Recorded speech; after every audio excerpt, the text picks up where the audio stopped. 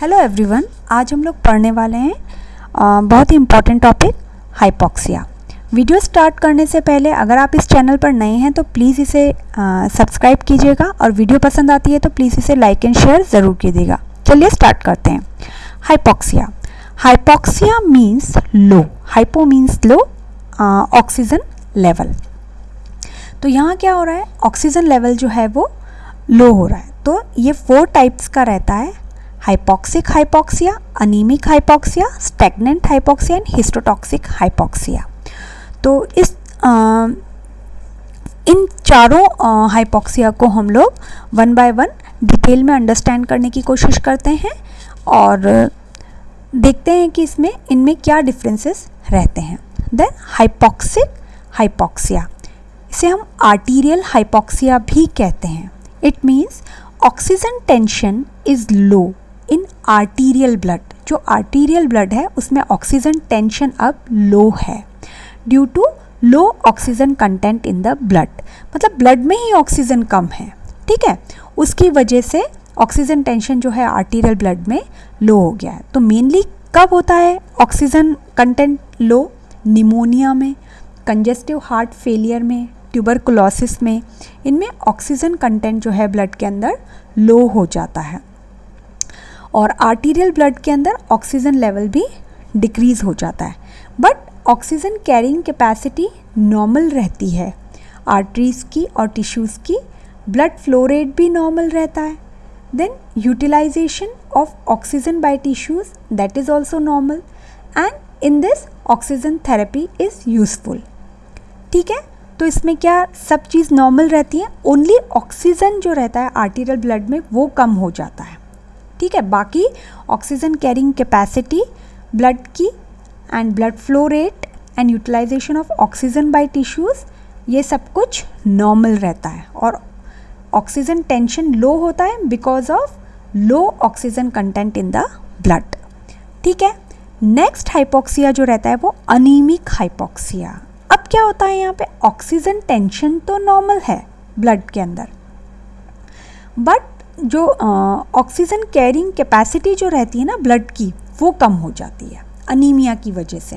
ठीक है, क्योंकि हीमोग्लोबिन कंटेंट कम हो जाने की वजह से ये जो चीज़ है, ये जो रहता है वो अनीमिक हाइपॉक्सिया में हमको दिखता है। तो मेनली इसका जो कॉज रहता है वो डिक्रीज हीमोग्लोबिन कंटेंट। ब्लड के अंदर अगर हीमोग्लोबिन कंटेंट कम हो जाता है तो ऑक्सीजन कैरिंग कैपेसिटी जो रहती है ब्लड की वो कम हो जाती है।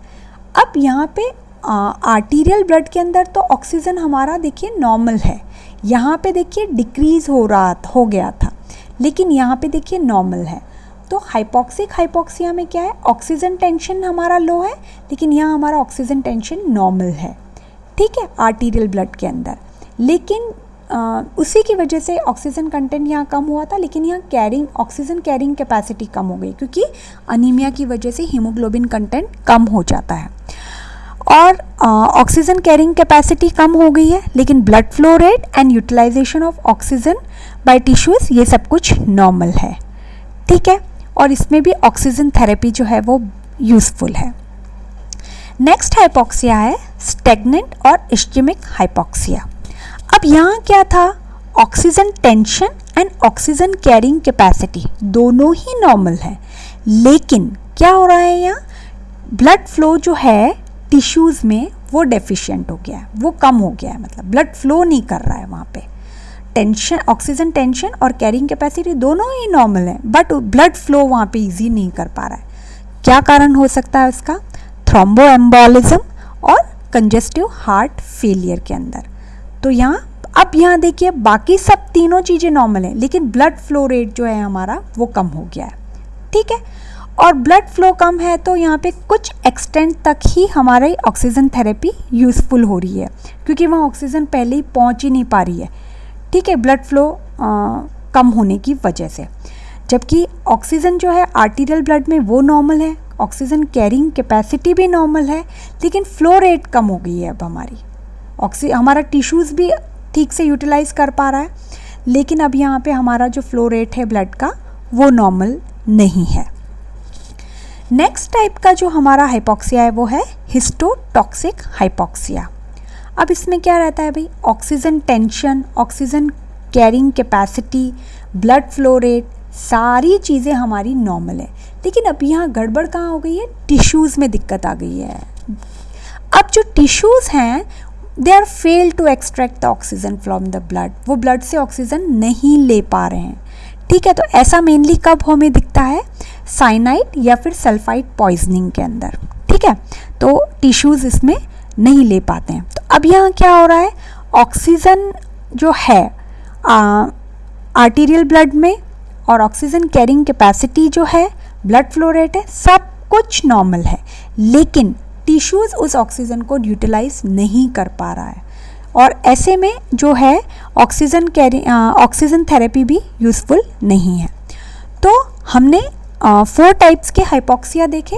तो इसमें क्या था, हमने ऑक्सीजन टेंशन जो है वो लो है आर्टीरियल ब्लड के अंदर, और उसकी due to low oxygen content in the blood में ही ऑक्सीजन इतना नहीं होने की वजह से।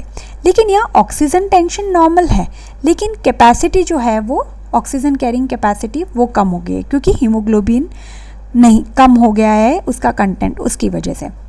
अब यहाँ क्या है, oxygen tension and oxygen carrying capacity दोनों ही नॉर्मल है, लेकिन टिश्यूज़ में अब ब्लड फ्लो ईजी नहीं हो पा रहा है, डेफिशिएंट है वहाँ ब्लड फ्लो ठीक से नहीं हो, तो उसकी वजह से स्टैग्नेंट हाइपोक्सिया हो गया। अब जो हिस्टोटॉक्सिक हाइपोक्सिया है, इसमें क्या है, देखिए ऑल आर नॉर्मल, लेकिन टिश्यूज़ में अब दिक्कत आ गई है। ठीक है, तो हमें ये कैरेक्टरिस्टिक्स फीचर्स हमारे बहुत इंपॉर्टेंट है कि हमें पता होना चाहिए कि भाई ऑक्सीजन टेंशन लो है क्योंकि ब्लड के अंदर ऑक्सीजन कंटेंट कम है, अनीमिक के अंदर ऑक्सीजन टेंशन नॉर्मल है लेकिन कैरिंग कैपेसिटी कम हो गई है। ऑक्सीजन टेंशन और ऑक्सीजन कैरिंग कैपेसिटी दोनों ही चीज़ नॉर्मल है स्टैग्नेंट हाइपोक्सिया में, लेकिन ब्लड फ्लो कम हो गया है। अब यहाँ हिस्टोटॉक्सिक्स में क्या है, सब कुछ नॉर्मल है लेकिन टिश्यूज़ नहीं ले पा रहे हैं। तो और ये जो डिफरेंसेस हैं, ये डिफरेंसेस भी हमको पता होना चाहिए। आई होप आपको ये वीडियो पसंद आई होगी। अगर आपको ये पसंद आती है तो प्लीज़ इसे लाइक एंड शेयर ज़रूर कीजिएगा, और मिलते हैं हम लोग नेक्स्ट वीडियो में। Thank you.